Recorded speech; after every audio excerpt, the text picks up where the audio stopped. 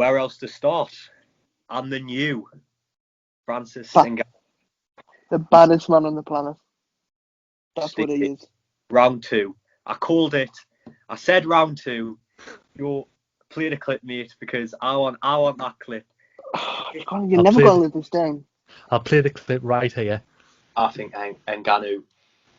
I think we'll see a cautious first round from Stipe, but then in the second, I think you'll see Ngannou break through, and I think 2 minutes into the second round, Ngannou KOs Stipe.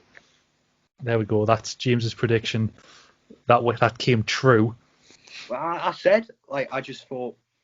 I mean, he did completely break him down from start to finish. I don't think that is one of the most convincing performances you will ever see in terms of someone going in is pretty much the underdog after, pretty much getting dominated in the first fight, coming back, and he just dominated him, ended it with a brutal knockout. What did you make of it, lads? It was domination. I was surprised myself, but the key factor there was, I said it in the previous podcast, with Kamaru Usman in the corner. I think that played a massive deal because he stuffed that takedown really well, and that's what he didn't do in the first fight. So when he stuffed that takedown, that's when I knew Stipe has got no chance. And then he was patient. He was timing his shots, doing low calf kicks, broke him down. And then the second round, it was just brutal. It was just so brutal. I just don't think there's any man on this planet that can take the power off Francis Ngannou. I honestly, I'm so happy for him as well. He deserves it. It's so good for the UFC, from where he's came from. And he just deserves it. After all, I've seen all the interviews from him this week. It was so deep. Some of the stuff he was talking. It's his story. Yeah. I don't know if you watched the Joe Rogan podcast, but he talks about his story. When I was watching, just mental, and to go in there. And by the way, credit to Stipe, he's still the greatest heavyweight fighter of all time. There's no doubt about that. But it's just it's Ngannou's time, and it's it's his time to take over now. I think we always thought if he could survive the early onslaught, he could maybe drain him out again, like the first fight. But I like what you said, Shea. I think you've seen it went into the second round, and maybe when that first round was done, you think, oh, Stipe might have survived this now. But Ngannou just comes back and he just finishes him off. Really, even he got caught with that shot in the final finish, caught him a shot and buzzed him a bit, and then that's what Stipe had rushed in, led in, and got caught with left out and got put to sleep. It was a more timed approach. If you compare the first fight, he had him hurt, and Ngannou had him hurt in the first round, but his time he didn't rush in. Whereas if you look back on the first fight when he hurt him in the first round, he rushed in. That's what used all his energy. That's what led him to lose a fight. And he's had 3 years of experience since that fight. He's grew as a fighter. He's grew as a mixed martial artist. He's grew as a person. And it's just his story for me. He's come from nothing. I'm super. I say in the video of his hometown in Cameroon, all of them stopping up till about 5 o'clock in the morning cheering for him. It was really nice to watch. And I don't think there's a better person that deserves the world title more than him. So I'm happy for him. Yeah. What did you make of it, Joe? Just buzzing for Ngannou, or? And we witnessed murder. It was incredible. Going into the fight, I genuinely didn't know who was going to win. I thought Stipe, obviously, as you say, he still is the GOAT. Going in, I just kind of thought, he's done it before. There's a very high chance he could do it again. But in the back of my mind, it was Ngannou has got that one-punch power. Unbelievable power. And as we saw in the fight, that showed. As well as you mentioned earlier, he can take a shot, because there was a point in the first round where Stipe hit him with a good shot, and he just took it and carried on. I thought, right, he can't lose this now. He's kind of got it in his head as well. And as well, as you mentioned again earlier with the takedown, I went into the fight and I'm thinking, as it was going on, Stipe's got this, and then he stuffed the takedown, and it was right, He's got it. Ngannou's got this now. It was an unbelievable He stuffed performance. it well. He stuffed it well as well. Like it was, he stuffed it really well. Definitely, yeah. He nearly got he hurt Stipe bad coming off the clinch with him when Stipe turned his back on him and he was unloading on him. But like I said, it was a unbelievable performance by Ngannou. He's a true monster. I did think when I was thinking about it the night before, I was thinking, Sugar, we've talked about this, and it's kind of been our main talking point for our first two podcasts. Sorry, that was me just dropping my pen.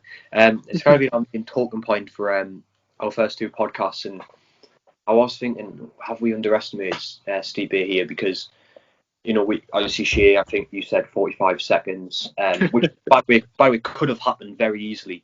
I called it. Sorry, saying it again. Oh my God, you're never going to live this down. I just thought we may have underestimated Stipe a little bit, but Ngannou comes in and it's not just underestimating Stipe. I think it's just Francis. It's too hard for anyone.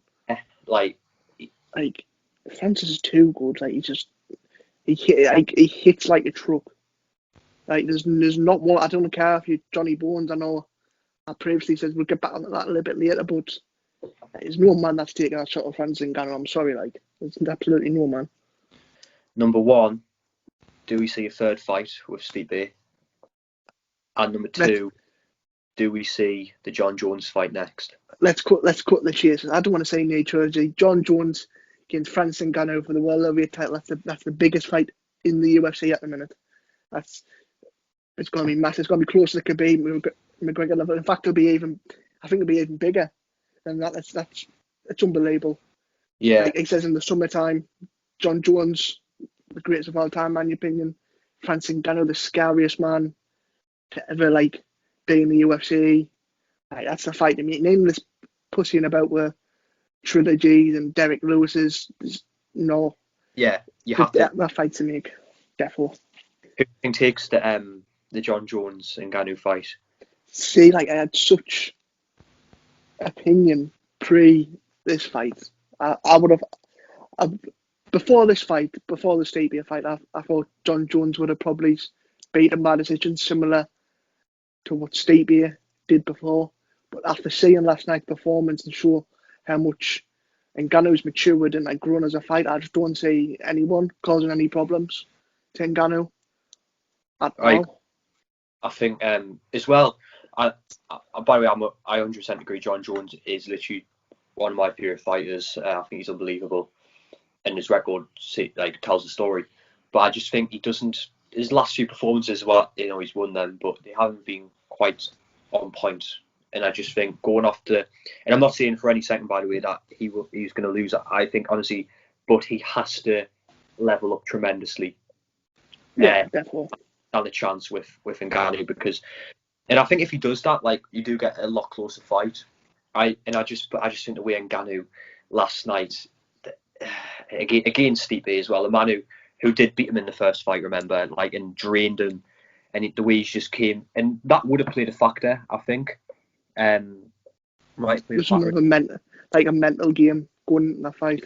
He's just gone and destroyed him, and I don't see, and the way he's destroyed Stipe, I just don't see him. I just can't see John Jones beating him, in my opinion, as long as he doesn't underestimate him. Because what you see sometimes when a fighter becomes a champion, they get comfortable. You seen that with McGregor when he beat Aldo. He took his foot off the gas for Diaz because he thought, well, I've beat the champ here. I can do anything now. And he went into that Diaz fight and got very complacent. But we're not here to talk about McGregor. This is Ngannou, and what a performance last night. We get the John Jones fight next, hopefully.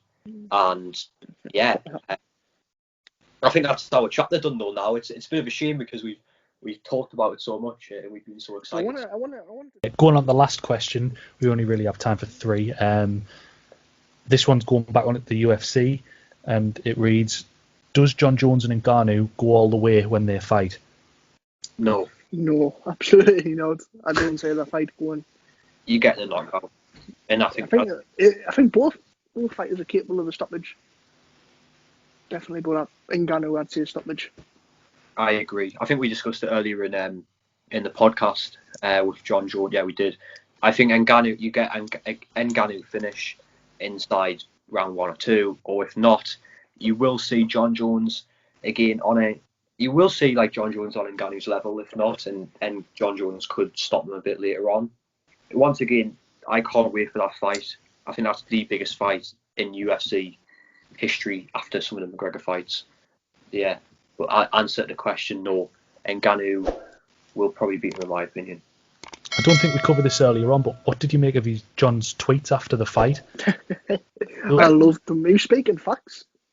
Like John Jones is John Jones. Like he was saying, like when McGregor asked for more money, it's simple, but when John Jones asks for more money, it's controversial. I think John Jones deserves more money.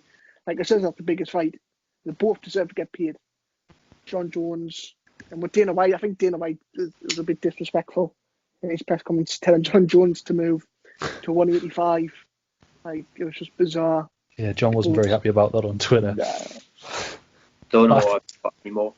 I do think Jones has been a bit defensive, like overly defensive on Twitter, because he's like replying to people slagging him off in the comments, and he's like having a go at them, and it's like, just chill. Like you're gonna get the fight if you want the fight. You don't need to go slagging off all the people who don't like it. Just prove them wrong if you're true about what you say. I think that's massive that you've brought that up, Joe, because that tells me that John Jones isn't confident in beating Ngannou. It doesn't sound like it. So, mentally, he might not be there in thinking you beat him. Which, by the way, like Ngannou, after last night's performance, like you would probably be terrified, but John Jones is John Jones. He's been doing this a long time. Yeah, this is something I know it's different. Like John Jones has been there and done that. I know it's a different challenge, but obviously Ngannou and that. But like John Jones is always mentally ready. He's not scared of no challenge. Trust us. He wouldn't have put all that weight. He's moved to 245 now. Walks about. He wouldn't have put all that weight on for nothing. Do you not think he was expecting Stipe to beat him? To beat Ngannou? Because I don't think he'd have been acting the way he's acting on Twitter had Stipe won. If that makes sense. I think it'd have been kind of right. Let's set a date. But I don't know whether he was a bit thrown off by the knockout. I don't know. I think he's going to get paid. When the fight's there, he deserves to get paid. The prize fight that and the day, like I think that fight will definitely happen. There's no avoiding it. Like if John Jones doesn't take the Ngannou fight, like his legacy's in question. In my opinion. I agree with that. Yeah. If let's say Ngannou beats him, who would want to fight him? Seriously, is there anyone that would actually go, yeah, I'll fight him? Well, now someone else got to win over him. I know it's the most boring UFC fight I've ever seen, but Derek Lewis, I think maybe he's the only one. I think Ngannou will put him to sleep. But that's about it, really. That's a simple answer. Right, I think that's it. Once again,